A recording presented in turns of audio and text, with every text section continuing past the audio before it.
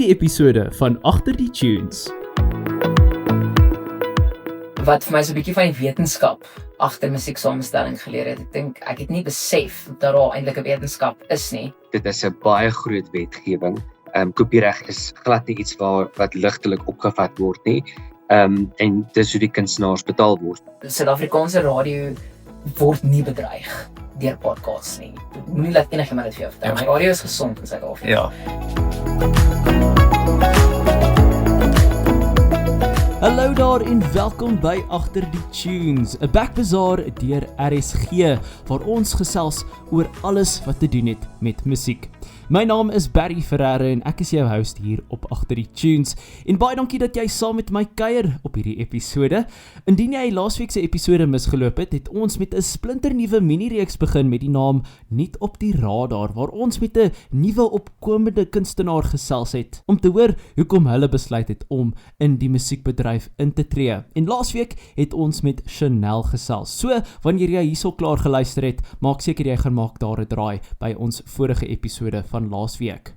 Nou in hierdie episode van Agter die Tunes gaan ons natuurlik praat oor musiek, dis hoekom ons hierso is as 'n musiekliefhebber, maar ons gaan ook so 'n bietjie oor radio gesels, want immers is RSG 'n radiostasie en dit is heel waarskynlik hoekom jy hierso is omdat jy van ons gehoor het op RSG. Maar natuurlik is 'n groot deel van 'n radiostasie die musiek wat gespeel word. Inderdaad is dit dalk hoekom jy na jou gunsteling radiostasie luister is, omdat jy hou van die musiek wat gespeel word.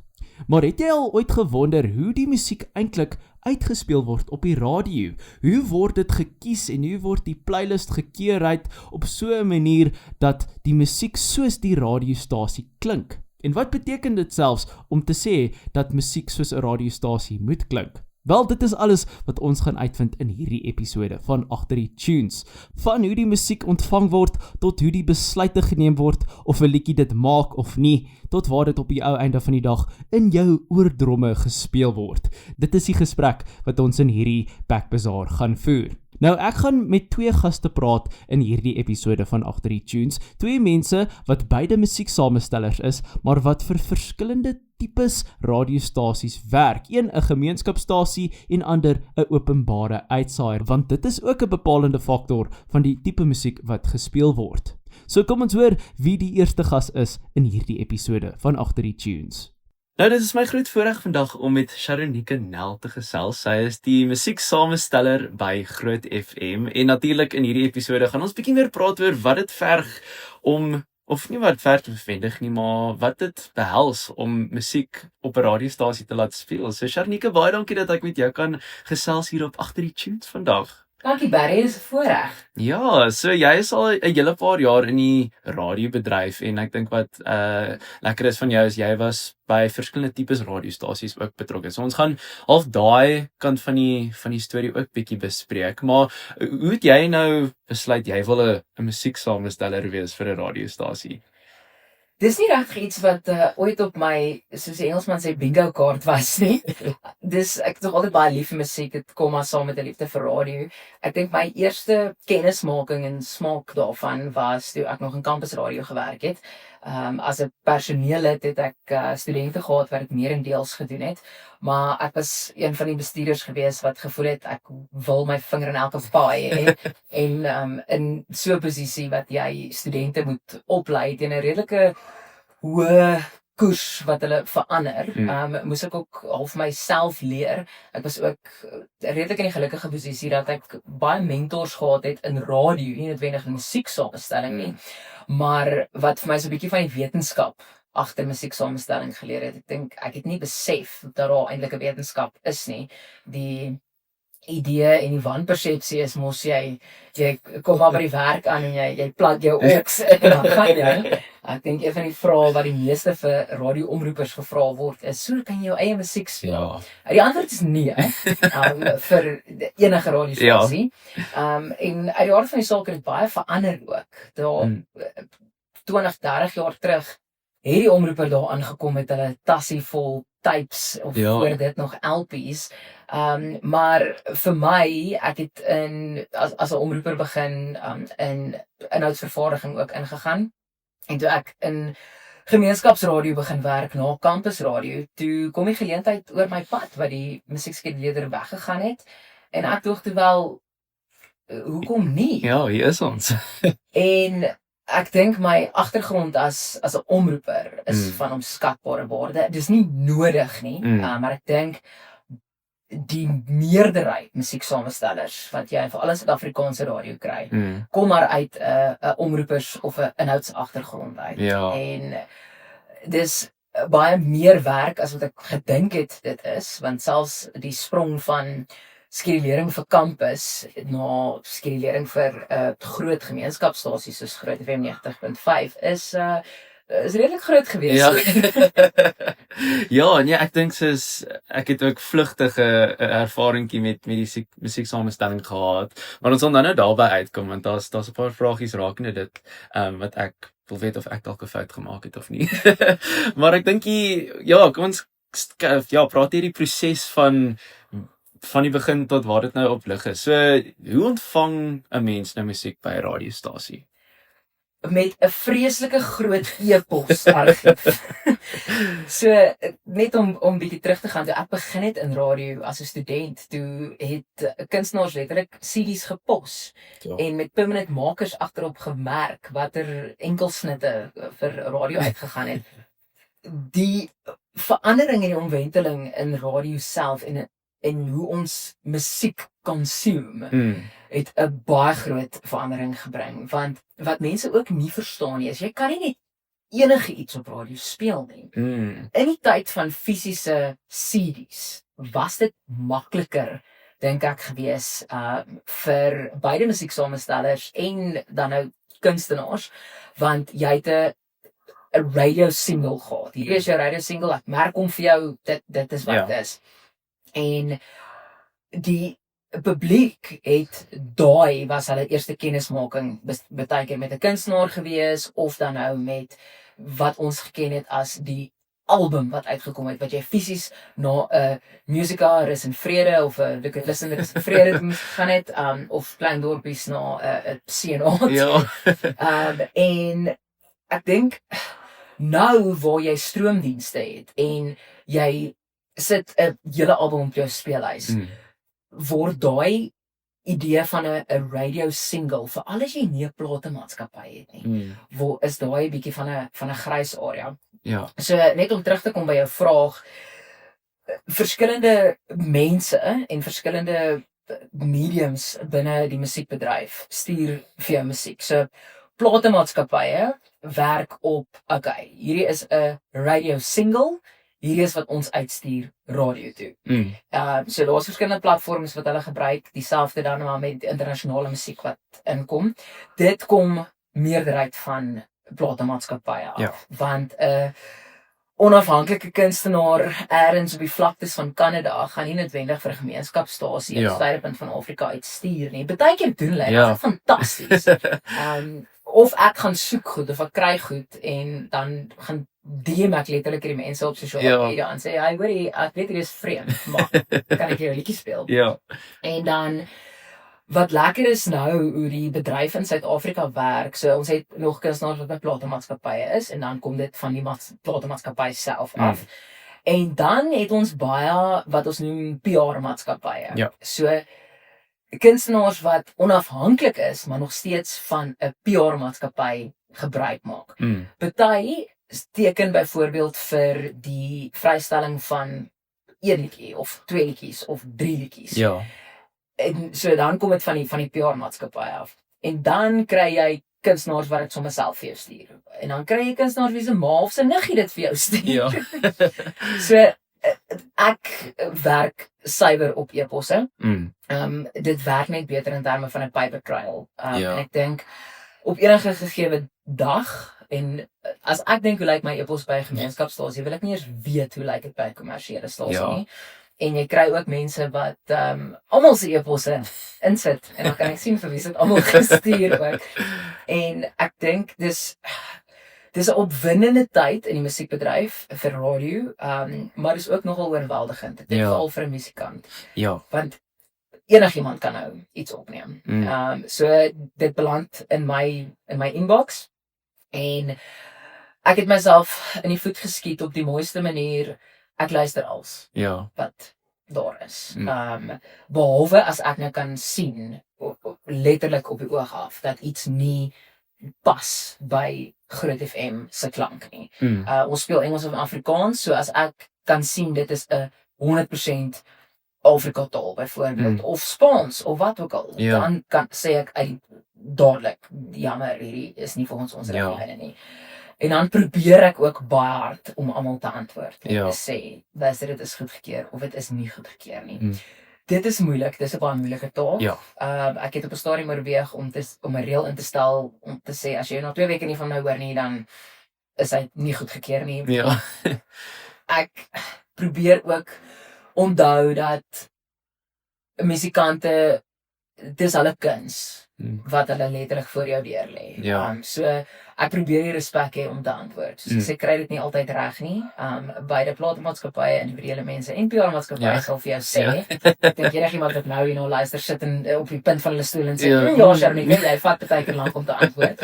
Ons probeer ons bes, maar die hoeveelheid waardeur jy moet werk. En ek probeer ook respek wys vir 'n kunstenaar om nie 100 liedjies te luister en dan met 'n moe oor te luister nie. Dis ook nie regverdig vir 'n kunstenaar nie. So dis die grootste gedeelte daarvan is om te sif wat werk en wat werk nie. Want jy kan ook nie in 1 week 20 nuwe liedjies opsit nie. Dis daai wetenskap wat ons nou weer sal verwys. En dan uit die aard van die saak moet ek ook ons lisensievoorwaardes in ag neem in terme van plaaslik en internasionaal. Dan kom die tegniese aspek maar om dit te verdeel in kategorieë in terme van hoë prioriteit speel, medium prioriteit en dan nou lae rotasie byvoorbeeld. En van die tegniese aspek dan van dit om op die stelsel te kry. Maar die grootste gedeelte van die werk is om te sif deur dit wat inkom. En jy het nou aan 'n paar dinge geraak wat ek graag wou vra. So ek dink die eerste vraag dan wat jy het nou genoem, die klank van 'n radiostasie. Natuurlik elke radiostasie het 'n verskillende klank. So buiten die taal aspek van 'n radiostasie se klank, hoe sou jy 'n klank van 'n radiostasie beskryf? So ons byvoorbeeld is 'n sekulêre stasie wat op Christelike waardes gebaseer is. Ons is nie 'n gospelstasie nie. En daai is nogal 'n belangrike onderskeid om te tref, want daar's baie goed wat ek in my persoonlike hoedanigheid luister en die omroeper self wat nie Groot FM se klank is nie. En dan vra jy nou vir my beskryf die stasie se klank. En dis moeilik want ons speel ons het 'n kommersiële klank of ons probeer 'n kommersiële klank handhaaf. Maar genre is ook nie iets wat in 2025 noodwendig so sterk gedefinieer kan word nie. En dit is wel vir my 'n baie lekker probleem om te hê. So kommersiële country, kommersiële gospel, daar is alternatief. Ons probeer regtig nogal alternatief plek maak ook vir alternatief. Ons het spesialiteitsprogramme ook spesifiek vir dit. Maar nou dink ek aan iemand soos 'n Early B. So die Early B is ongelooflik gewild, maar daar gaan nie noodwendig Early B in die middel van die dag speel. So dit is baie vreemd as ek vir jou sê na byna 3 jaar in hierdie pos weet ek hoe klink Groot FM en as ek 'n liedjie hoor weet ek of dit Groot FM is of nie. Partykeer is op die grens en dan vat mense 'n kans en dan partykeer werk dit, partykeer werk dit nie. Want op die einde van die dag dien jy een kliënt en dit is jou luisteraar. Bo alles. Okay.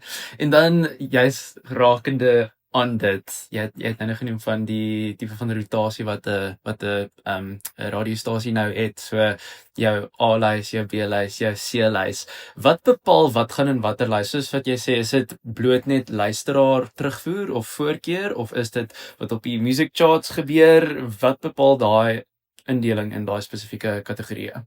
Primêr sal ons kyk na jou A-lys as iets wat regtig goed doen op die charts, op stroomdienste se charts. En dan kyk ons na alles van Spotify, Apple Music, YouTube Music, wat verbasend groot is in Suid-Afrika. luisteraars terugvoer ook, maar soveel, ek weet hierdie klink nou so 'n bietjie na 'n teenstelling, soveel as wat ons die luisteraar dien, kry jy ook mense wat al hulle ooms, tannies en kleiniggies en graad 1 juffrouens vra om ons WhatsApp-lyn te spam. So primêr kyk ons na speelgetalle. En jy kan kyk, daar kyk ons nou ook nie eers net na stroomdiens nie, ons kyk na hoe goed die musiekvideo doen. Okay, interessant. En weer eens as jy gaan kyk oor verskillende platforms, Ja. dan kry jy vir jouself 'n redelike akkurate gevoel van wat nou, om 'n Engelse woord te gebruik, hot is. En daar sal dan jou A-lys wees, wat, dis ook net belangrik, byvoorbeeld, elke stasie het ook 'n ander musiekbeleid. Ons speel nie dieselfde liedjie meer as een keer 'n dag nie. Ek is baie ernstig oor dit. Ja. So, mens probeer maar daai balans ook handhaaf. Maar jy sal jou A-lys kry wat dan nou daai tipe charts is. Ons B-lys is goed wat laer op die charts is of net van die charts afkom. Okay. En dan jou C-lys is dan nou of ek wil nie sê alles anders nie, maar so potjie kos Ja. tipe mix wat dalk oor 2 of 3 maande dan kan opskuif. Dis belangrik om te onthou dat hierdie kategorieë is dinamies Ja. en word op 'n weeklikse basis hersien. Okay. Ja. En hoeveel liedjies in julle geval is op enige gegee stadium op julle speellys wat nou op die lig uitspeel? Daai is 'n verskriklike moeilike vraag, want dit is ook iets wat meer hersien moet word as wat mense noodwendig tyd het om te doen. Ja. Want die musiekdepartement het 'n volle een personeel en dit is ek.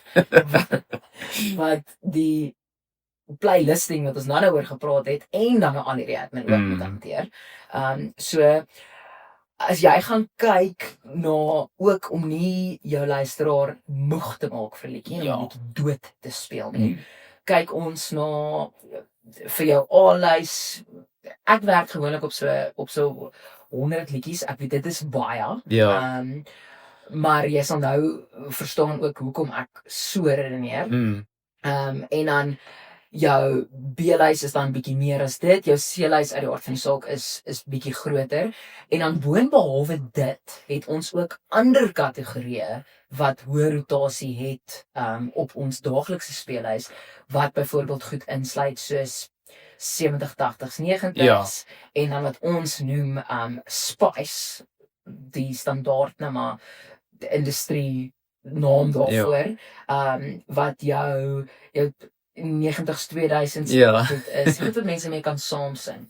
So boonbehalwe A, B en C lyste het ons dit ook ingebou in ons standaard speellys, en by ons speel ons ook ten minste een kommersiële gospel liedjie per uur. Okay. So as jy gaan kyk na die hoeveelheid liedjies wat per uur gaan speel, hoe jy jou wat ons noem clocks bou in radio, dan is daar nogal 'n redelike uitgerekte verspreiding van selfs jou groter liedjies. En dan moet jy ook in ag neem dat radio ook anders lyk as 20 jaar gelede, waar jy 4 of 5 van dieselfde kunstenaar op 'n A-lys gaan hê. Dan moet jy versigtig wees. Dat jy nie, al het jy nie 'n Brendan Piper liedjie wat meer as een keer 'n dag speel nie, maar jy het 5 Brendan Piper liedjies op jou A-lys, dit raak moeilik. Okay. Dit is my baie interessant en natuurlik gaan dit ook wissel van verskillende tipe radiostasies. Julle wat nou 'n sekere genre of 'n sekere fokus het, RSG wat baie minder musiek speel as wat 'n kommersiële stasie of 'n gemeenskapsstasie noodwendig sou. Ons sal later aan bietjie daaroor gesels, maar iets waarmee ek nogal gesukkel het en dalk was dit nou dalk 'n teken dat ek nie musieksamesteller moet wees nie, is jou persoonlike musieksmaak, want natuurlik wil jy die klank van 'n radiostasie behou, maar tog is jou smaak, soos hoe tref jy daai balans om te dink, okay, speellys of sit ek hierdie liedjie nou op die speellys bloot net omdat ek daarvan hou, of klink dit nou soos die radiostasie? Hoe balanseer jy jou persoonlike musieksmaak? Ek dink dit gaan oor hoe goed jou musieksaamsteller jou speellys ken. En dan ook ek sê altyd ek is gelukkig dat ek luister ook in elk geval in my persoonlike hoedanigheid baie van die goed wat op Groot FM speel Ja. en dan nou ook nie, maar my litmustoets is kan hierdie liedjie in die middel van die dag speel en langs dit speel wat ek weet is Groot FM se klank. Okay. So kommersiële Afrikaans, kommersiële internasionaal, kan dit wat ek nou na luister tussen Ed Sheeran en kom ons vat dan maar Brendan Piper op 'n appel. Ja. Kan daai liedjie tussen daai twee liedjies gemaklik inpas. Dis nogal vir my 'n redelike voor die hand liggende litmus. Okay. As ek dink byvoorbeeld Frida van die Heuvel. Ons is baie groot aanhangers hier by by Groot FM van Frida en die meer kommersiële liedjie byvoorbeeld wat uitgekom het as die enkelsnit saam met die was fantasties. Dit speel op ons gewone rotasie, maar nie elke liedjie op daai album wat ek sif luister en al gekrap sou wees as dit 'n fisiese CD was, gaan in die middel van die dag kan speel nie. En ek het lelik al my stel afgetrap en dit kom 100% met tyd. Ek weet dit klink na 'n vreeslike in die wolke antwoord, maar dit is 'n aanvoeling. En ek weet ook van praktiese voorbeelde van stasies, kommersiële stasies, waar jy baie duidelik die musieksaamsteller se persoonlike smaak kon hoor en dit is 'n groot rooi lig. Jy mag nooit as 'n luisteraar agterkom tensy dit vir die goeie is as daar 'n verskil in musieksaamsteller. Ja. Okay. Nee, baie interessant. En dit laat my nou terugdink en dink ek het nie te sleg gedoen dink ek. Ja, ek dink as ek nou kyk aan my eie pad tot hier ook, toe ek in Campus Radio gewerk het, onthou dis die Willebeste. En dan as jy veral as jy werk by 'n stasie wat alternatiewe rock en pop idee het, jy het baie meer vryheid by 'n campusstasie om bietjie harder te gaan, meer onbekend. So vir my is dit ook belangrik en ek het hier gesprek gehad met een van die PR-maatskappye ook. Ons beleid is ek byvoorbeeld staan nie 'n musiekonderhoud toe as ek nie die liedjie goedgekeur het vir die speellys nie. Want ek voel dat dit onregverdig is teenoor die kunstenaar.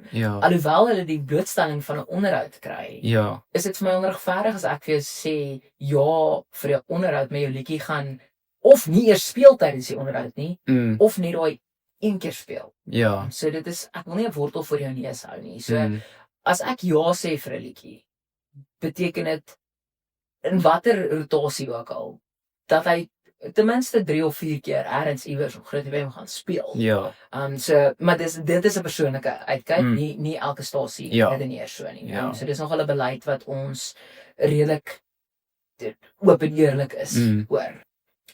As gemeenskapsstasie het ons ook bietjie vryheid en nie net vryheid nie, maar ook verantwoordelikheid om vir opkomende kunstenaars 'n platform te gee. Maar ons ook 'n baie fyn lyn tussen platform gee en afbreek maak in jou speellys. Dit is ook moeilik want ek voel baie keer soos 'n draak wanneer ek iets afkeer en iemand vra, okay, maar hoekom? En dan ongelukkig baie keer is die produksiekwaliteit net nie op standaard. En dit is moeilik want ek is ook nie noodwendig daar om kwaliteitkontrole te doen op die musiekbedryf nie. Ek is daar om kwaliteitkontrole vir Groot FM se speellys te doen. Nee, ek dink dis so waar en ek dink dis juist waar ek wil oorbeweeg na Campus Radio toe, want ek dink vir die wat dalk nou luister wat dalk nie bewus is nie, jy het verskillende tipes radiostasies in Suid-Afrika. Jy het vir Campus natuurlik wat gewoonweg by universiteit gebaseer is, gemeenskapsstasies wat soos 'n tipe van 'n dorp of 'n omgewing dek, dan het jy kommersieel wat op 'n soos die heel grootste skaal is, dan RSG wat openbare uitsaaier is. So as ons nou spesifiek kyk Campus teenoor gemeenskap, hoe benader jy die speellys vir campus nou spesifiek? Ek dink 100% wat jy's reg daar dat kyk tegnies gesproke is daar nie 'n verskil tussen 'n kampus en 'n gemeenskaps die fisiese lisensie nie, maar soos wat jy ook reg gesê het, dit is dan 'n geografiese lisensie. En die gemeenskap is ook 'n geografiese lisensie. Maar onder dit kry jy dan nou ook byvoorbeeld 'n religieuse groep lisensie en maar ons is dieselfde gemeenskapslisensie. Maar as ek nou terugdink aan my kampus daar was dit weer eens bietjie van die wilde weste gewees. En ek dink dit gaan nie noodwendig oor die aard van kampus teenoor gemeenskap nie. Ek dink dit gaan oor wie se mark. Jy moet weet wie luister na jou. Die 16 tot 25-jariges wat by Mark was toe ek vir kampus gewerk het, is verseker nie die baie ouer en meer gesettelde familiemark wat ek nou moet dien nie. Een van my mentors het as 'n omroeper vir my iets gesê wat my in elk geval as 'n musieksamesteller net soveel help. Wat vir my gesê het, as jou mark volgens jou navorsing is, kom ons sê 20 tot 30. Dis nooit so klein nie. Dis altyd baie groter. Maar vir argumente onthaalwe. Dan saai jy uit vir 'n 25-jarige. Want die 20-jarige wil 25 wees en die 30-jarige wil weer 25 wees. So jou ideale luisteraar is dan daai ene. So dit kan baie meer ingewikkeld raak as dit. Ons is ook in 'n era van radio waar navorsing so in diepte ingaan dat hulle presies vir jou kan sê wie jou deursnee luisteraar is. Meeste radiostasies bou vir hulle self het ideale luisteraar. Sy's vroulik of wat ook al en jy's saai vir haar uit. En dit is nou meer inhoudsgewys, maar as ek nou kyk na musiek, die ouer mark jou laat 30s, 40s, vroeg 40s, is mense wat luister na musiek wat nie vrygestel word, maar ook 'n baie groot en diep waardering het vir die 80s en die 70s. So ons hou altyd daai in gedagte, terwyl ons dit nou nog balanseer met ons plaaslike musiekinhoud vereistes wat ons gestel word volgens ons lisensievoorwaardes. Ek dink dis ook 'n heeltemal ander ding is wat sê die lisensie vir jou as radiostasie. En hoe lyk daai balans tussen plaaslik en internasionaal? So volgens die nuwe wetgewing wat 'n paar jaar terug ingekom het oor 80% plaaslike musiekinhoud. Dit is baie belangrik om daai onderskeid te tref. Toe die wet aanvanklik ingebring is en daar moet ek sê ek het die wêreldse respek vir die openbare uitsaaier. Ek weet dat die SAIK verskriklik hard probeer om seker te maak dat hulle ook hulle mandaat voldoen as vir plaaslike musiek. Toe die wet net ingekom het, was dis die musiek. Jy moet 80% plaaslike soos in liedjies speel. En toe dit so 'n bietjie verander waar dit plaaslike musiek inhoud is. So nou wat gebeur is jy kry punte vir jou maandelikse verslag wat jy moet indien rakende die plaaslike musiek inhoud. En dit sluit onderhoude. So daar's 'n hele formuletjie wat uitgewerk is dat jy as 'n onderhoud met 'n plaaslike kunstenaar so lank is, dan is daar 'n formule wat nou uitwerk, jy kry soveel punte. So dan tel jy die persentasie van die musiek wat jy uitspeel, daai plaaslik, saam met die persentasie wat dan opgebou word deur die punte wat jy opbou, en dan moet jy by 80% uitkom. So daai help baie. As ek dink by ons, enigiets, ons is omtrent hier by die 65% rond in terme van fisiese plaaslike musiek wat uitgespeel word, en dan bou ons die res op met onderhoude wat ons doen. Interessant, dankie daarvoor. En ek dink soos wat ons hier gesprek afsluit, jy kry natuurlik honderde en duisende liedjies wat jy ontvang. Hoe sou jy die gesondheid van Suid-Afrikaanse musiek en Afrikaanse musiek natuurlik beskryf in 2026? Ek is baie opgewonde. Dit is, ek dink, dis belangrik om net te onthou en as jy niks uit hierdie gesprek uitvat nie, maar net hierdie volgende sin. Afrikaans is nie 'n genre nie. So ek dink dis ook 'n wanpersepsie wat baie mense het. Ek dink daar's so nou en dan is daar kom al so omswaai in die musiekbedryf en jy gaan deur verskillende tendense. Jy gaan deur 'n tendens waar baie van die kommersiële liedjies alles met 'n naam, iemand se naam begin, byvoorbeeld. Jy kom deur die tendens om ou musiek weer oor te doen. Wat fantasties is. Mense daarvan hou, dan Ja. jy kan nie stry oor mooi, lelik en lekker en sleg nie. Ja. En daar is 'n plek vir almal. Ek voel wel in die Suid-Afrikaanse bedryf, maar dan ook in die Afrikaans as geheel, 'n alternatief is of wat ook al of meer kommersieel is, daar kom 'n draai van meer authentic wees. Dis Ja. die woord is my soveel mooier in Engels.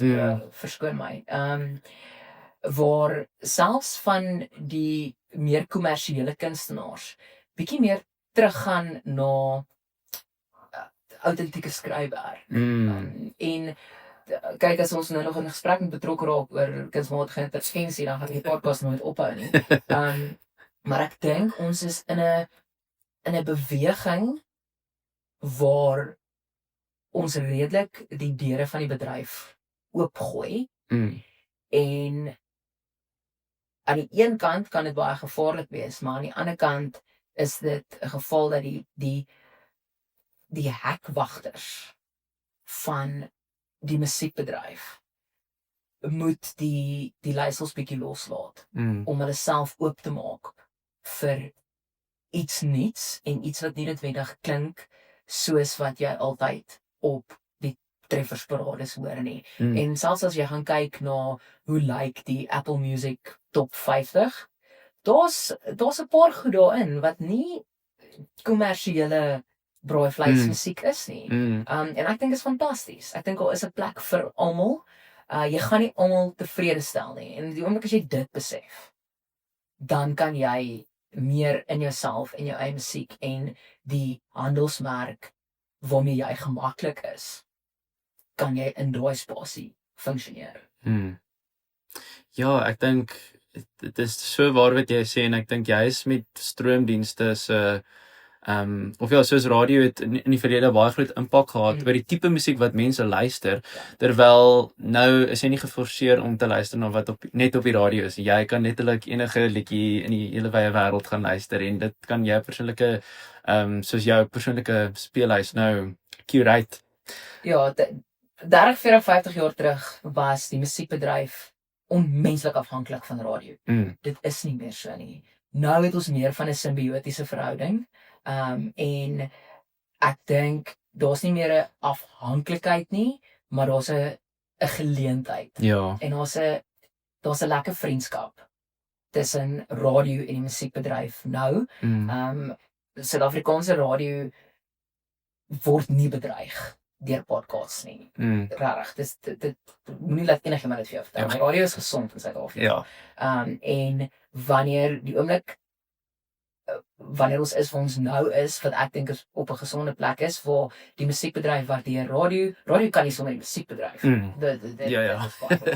Wel musiekradio. En ek dink dat dit een van die goed is wat, soos ek sê, dis 'n lekker verhouding. Kunstenaars wil steeds op radio wees, want dit is 'n ander tipe intimiteit om jou storie te vertel, as wat dit is om net daai curate te speel. Ja, ek dink dis veel waar wat jy sê en ek dink is soos lekker om te weet dat daar nie dalk in ander lande meer so, maar ek dink in Suid-Afrika soos die stroomdienste is nie regtig 'n bedreiging noodwendig vir. Ons is 'n nasie van storievertellers en as 'n musieksamesteller moet jy besef jy is nie net 'n speelknoppie nie. Die musiek moet deel uitmaak van die storie vertel en die inhoud van die radiostasie. En dis die kern van enige stasie se sukses.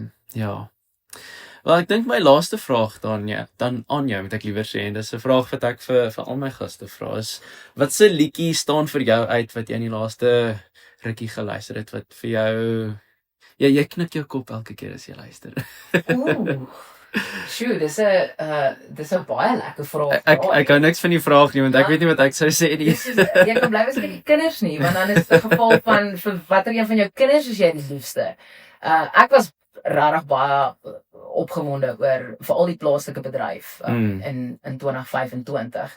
Ek dink dis die lekkerste deel van my werk is ek kry die geleentheid om soveel goed te luister Ja, vir die eerste keer en dan ook goed te ontdek. ja.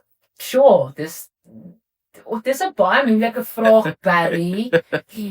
Jo man, Ons kan nie net al die maklike vrae vra nie, jy weet. ek weet hierdie is 'n podcast onderhoud. Want is letterlik besig as jy dalk die rekenaar, as jy die muis hoor klik in die Ja. agtergrond. Ek is besig om deur Die speelhuis te gaan. speelhuis te gaan. Sure, ek dink ek kan nie noodwendig vir jou een spesifieke liedjie uitsonder nie. Ek kan wel vir jou sê mense hoor wie ek opgewonde is in die Ja. bedryf. Iemand soos Sean Reed byvoorbeeld. Okay.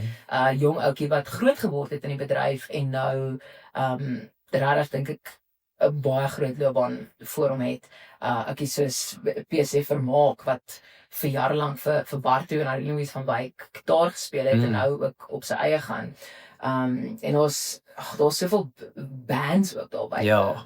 oor wie ek baie opgewonde is. So die bedryf is gesond en dit is 'n verskriklik onregverdige vraag. Ja, dis plesier. So, wel Sharonika, ek sê vir jou regtig baie dankie dat ek met jou kon gesels vandag. Ek dink jy het vir ons nou 'n baie goeie prentjie geskep van wat dit alles behels. Ek dink soos wat jy nou vertel het, dit is regtig soveel meer as wat mense noodwendig sou dink, want hulle hoor net die liedjie op die radio en besef nie noodwendig dat daar 'n hele proses is om alles op die lig te kry nie. So baie dankie. Ek waardeer die geselsie vandag. Dankie Barry.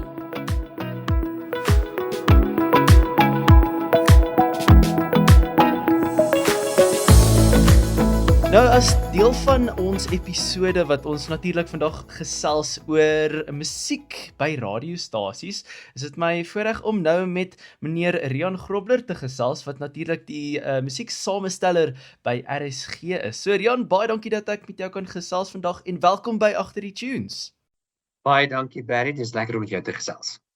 Nou Rian, hoe het jy betrokke geraak as 'n musieksamesteller by RSG? Weet jy, ek ken musiek en ek is baie lief vir musiek al vir my hele lewe lank. Ek het by verskeie ander radiostasies gewerk en musiek saamgestel of opgestel. En toe ek die geleentheid sien by RSG het ek aansoek gedoen vir die pos. En soos wat hulle sê, the rest is history. Ek het die pos gekry by RSG, maar die grootste ding is, ek is lief vir ons luisteraars en ek is baie dankbaar dat ek hierdie werk kan doen.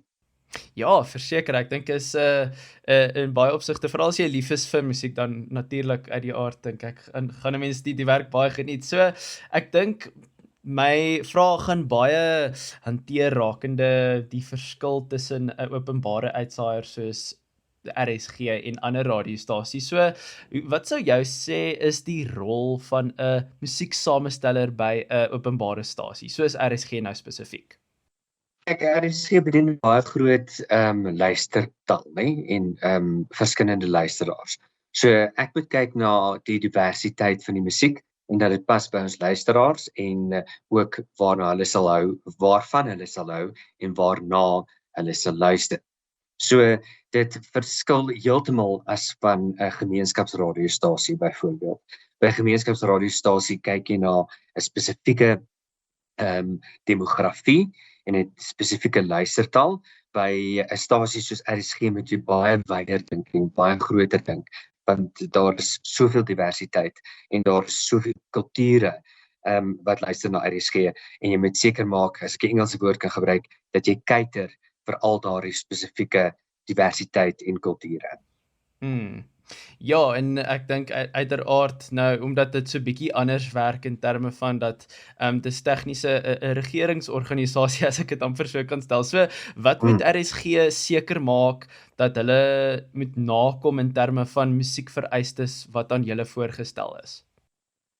Kyk, die grootste ding wat ons moet doen is ons moet 70% plaaslike musiek speel en 30% kan internasionale musiek wees. So die plaaslike musiek kan insluit Afrikaans of Engels, maar RSG is baie is Afrikaans. So ons is baie gestel om baie Afrikaanse musiek te speel. So jy sal ten minste elke tweede of derde liedjie wat jy hoor op RSG sal 'n Afrikaanse liedjie wees. Okay. So in terme van so dis maar eintlik dan net daai soos of nie taalvereistes nie, maar die plaaslik teenoor internasionaal wat maar die grootste ding is wat jy moet nakom. Ja, natuurlik. En ons moet kyk na om soveel mense blootstelling te gee as moontlik. Opkomende kunstenaars sowel as gevestigde kunstenaars. Jy moet 'n baie goeie balans hê tussen die twee. En ek dink dit is wat RSG baie goed reg kry.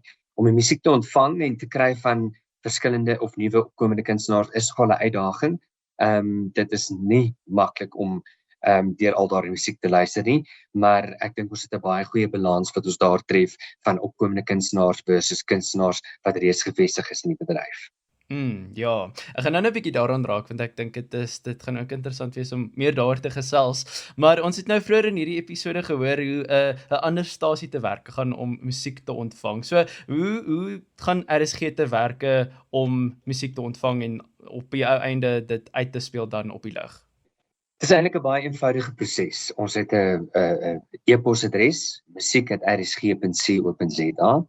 Die platemaatskappye, sowel as die onafhanklike kunstenaars, stuur alle musiek na daardie web of daardie e-posadres toe. Ek ontvang dit en ek bestuur daardie e-posadres en dan moet ek letterlik na elke liewe liedjie gaan luister.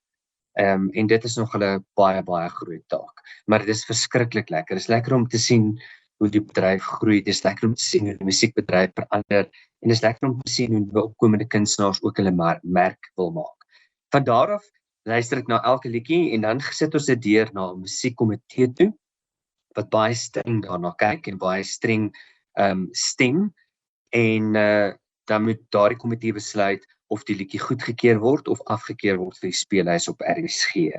Ons luister so elke 2 weke na nuwe musiek. As ek sê ons, dis dit nou die hele paneel van mense wat stem en dis almal mense wat regtig die radio ken, wat demografie van RSG ken, wat die luisteraars van RSG ken, so hulle weet min of meer wat die RSG luisteraars sal wil hoor. En van daar af stuur ek vir die bedryf of die kunstenaars 'n e-pos uit om te sê hierdie liedjie is goedgekeur of hierdie liedjie is dit ongelukkig nie gemaak nie. En dan gaan laai ek letterlik al die liedjies wat goedgekeur is op 'n stelsel en daarbey kom al die ons noem dit metadata. Dit is nou die kunstenaar se naam, die liedjie se titel, die skrywers, die publishers, die ISRC kode en dis meer wat daarop gelaai word. En dan word op ons musiekstelsel gelaai wat uitspeel en so skeduleer ons dan sporadies die musiek om uit te gaan op RSG. Ja, ek dink dis baie meer admin as wat mense dalk sal besef veral in terme van daai soos die kodes wat jy van praat en om seker te maak basies dat dit bekend gemaak is dat RSG wel die musiek speel. So wat is al soos in terme van, ek weet soos SAMRO is 'n organisasie wat in ag geneem moet word. So hoe werk daai deel van in terme van die royalties wat aan kunstenaars gegee moet word byvoorbeeld? Kyk, elke maand moet daar 'n verslag na SAMRO toe gaan wat RSG vir hulle stuur om te sê wat se liedjies het gespeel. Elke liewe liedjie wat uitspeel op RSG word daarop gewys en dan sal SAMRO vir ons sê wat die bedrag is wat ons betaal en daardie kunstenaars word dan daardeur vergoed. So ons kyk elke liewe maand, dit is 'n baie groot wetgewing. Kopiereg is glad nie iets wat ligtelik opgevat word nie. En dis hoe die kunstenaars betaal word. So hulle is baie streng op die datums wanneer die SAMRO-lyste ingevul moet word of gestuur moet word. Gelukkig het tegnologie dit baie makliker gemaak. In die destyds toe ek begin het met radio, het jy letterlik voor jou gesit as jy uitgesaai het, jy die liedjie se naam neergeskryf, jy moes neerskryf wie die liedjie geskryf het en al daai goed. So dit is daarom nou baie meer elektronies en baie makliker. Maar SAMRO speel 'n verskriklike groot rol want jy mag geen liedjie op die lug speel as dit nie op 'n SAMRO-lys geplaas word nie. Okay. En is SAMRO net bekommerd oor Suid-Afrikaanse liedjies of is internasionale kunstenaars ook daarbey betrokke? Nee, internasionale kunstenaars is beseker daarbey betrokke. Onthou elke liewe liedjie wat uitgaan moet 'n royalty of 'n tantieme voorbetaal word. So of dit 'n internasionale kunstenaar is en of dit nou 'n plaaslike kunstenaar is, daardie tantieme moet betaal word. Okay. Interessant. Ja, en ek dink om dan weer te raak in terme van die plaaslike kunstenaars wat grootendeels op lig gespeel is. Hoe groot 'n rol sou jy sê speel ja, of hoe kan ek liewer sê, hoe dra 'n openbare uitsaaistasie soos RSG by tot die groei van plaaslike Suid-Afrikaanse musiek? Want as jy kyk na RSG se luistertal, ons bedien 'n verskriklike groot luistertal van omtrent so 1.4 miljoen mense. En dit is 1.4 miljoen Afrikaanse mense. So, om blootstelling op RSG te kry beteken jou liedjie word deur miljoen plus mense geluister en dis hoekom dit vir die kunstenaars so belangrik is of hoekom hulle so graag wil hê dat hulle musiek op RSG gespeel moet word. En dis nie altyd maklik of moontlik nie, want ons het 'n sekere klank, ons het 'n sekere styl en die musiek moet daarby pas. So die keringskomitee is verskriklik streng, soos wat ek voorheen gesê het, om musiek goed te keer, maar die kunstenaars staan regtig tou vir RSG om hulle goed te speel, omdat RSG ook landwyd opgevang word. Jy kan letterlik ry in Kathu, jy kan letterlik ry in Polokwane, dan kan jy dwarsteer ry terug Kaap toe, jy gaan RSG oral opvang.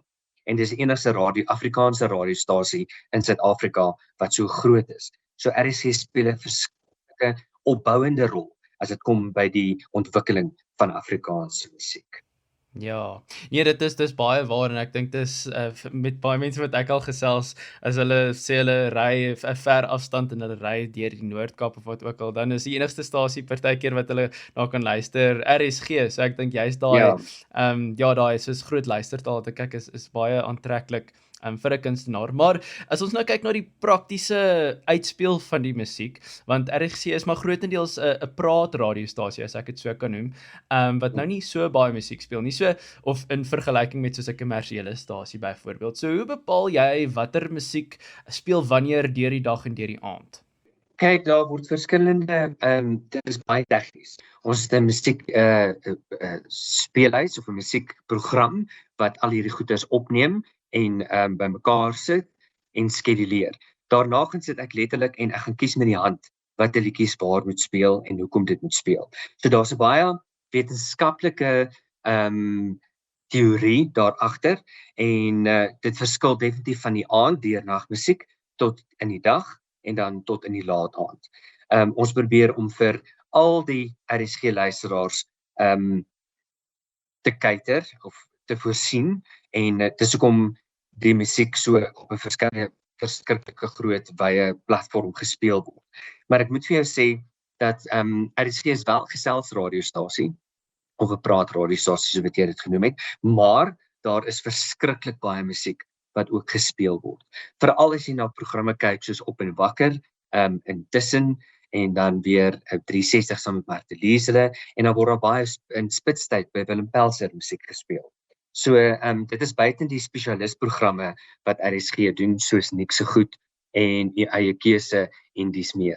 Al daardie programme word deur die spesialistprogramme se musiek word deur die omroeper self opgestel, want dit is 'n spesialis unieke program wat opgestel word, maar al musiek rondom dit is musiek wat ek saamstel of opstel en dit dan deur die musiekprogram wat ons noem Music Master en daarna kies ek letterlik elke liewe liedjie wat direk na mekaar moet speel volgens die wetenskap wat RSG se speellys opgebou is.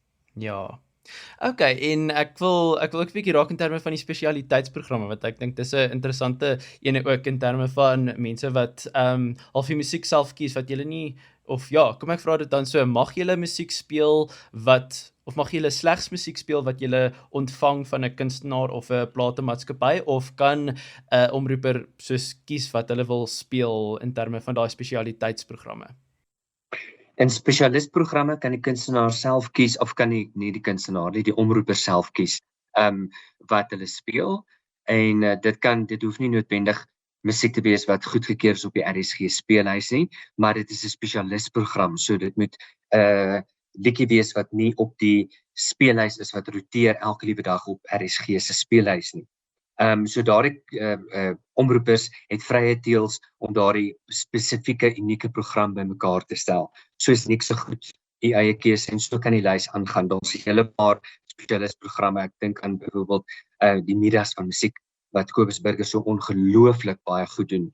Hulle het vrye teels om te speel wat hulle wil, maar daar moet 'n rede wees hoekom hulle daar 'n spesifieke liedjie speel en dit is hoekom dit 'n spesialis program genoem word. Okay, nee, dankie daarvoor.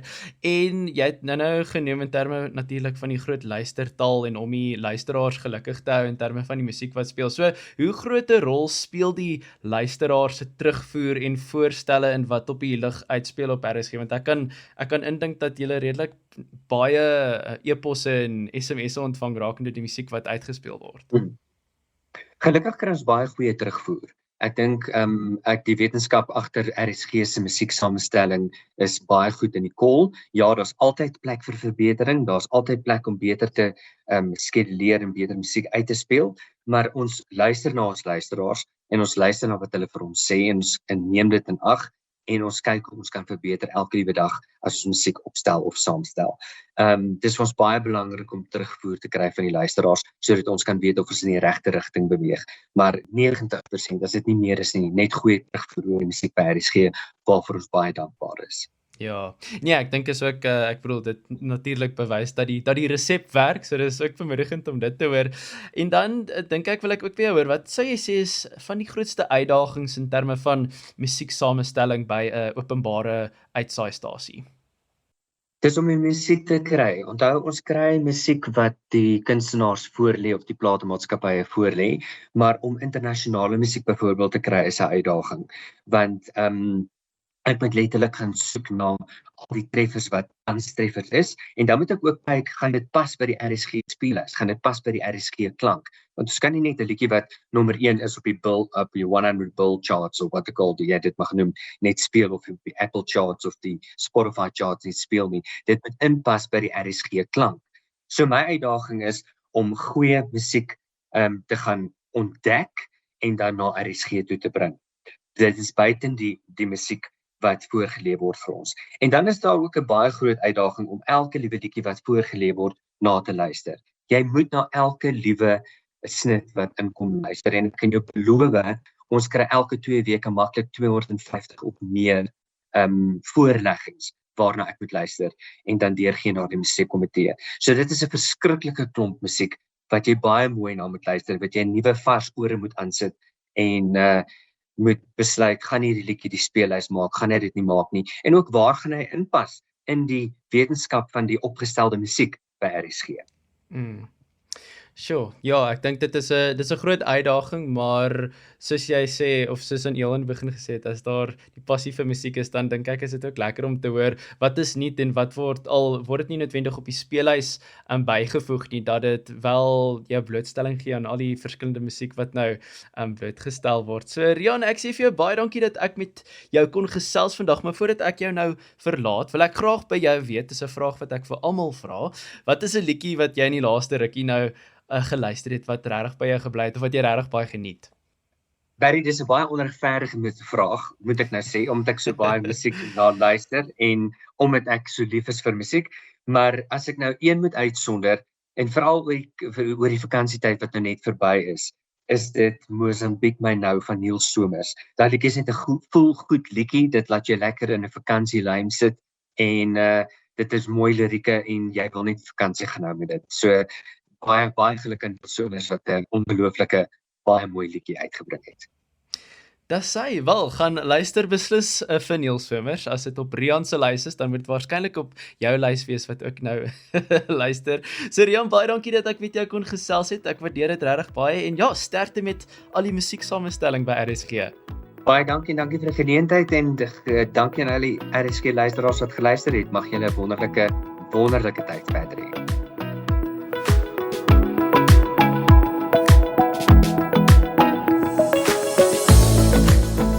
Dit was Agter die Tunes gewees, 'n backbazaar deur RSG. My naam is Barry Ferreira en ek hoop jy het lekker saam geluister. As jy die potgooi geniet het, laat weet ons gerus in die comments en gooi ook sommer 'n thumbs up terwyl jy daar is. Onthou ook om die potgooi te deel met al jou vriende en sommer jou vyande ook.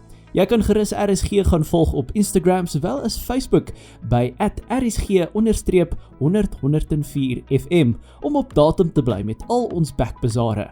Ons wil ook graag weet waaroor en met wie jy wil hê ons mee moet gesels op Agter die Tunes. Laat weet ons gerus hier of stuur vir ons 'n e-pos by info@rsg.co.za. Tot en met volgende keer, mooi bly.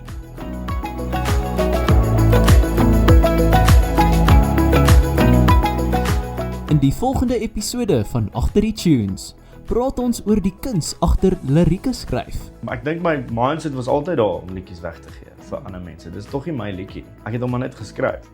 Oorspronklik het ek die liedjie Huis van Lori Karag begin skryf vir Mynderwy. Dit was die perfekte liedjie vir die perfekte tyd vir die perfekte kunstenaar. As jy dit nie kan raak sien nie, dan moet jy maar eerder opgee.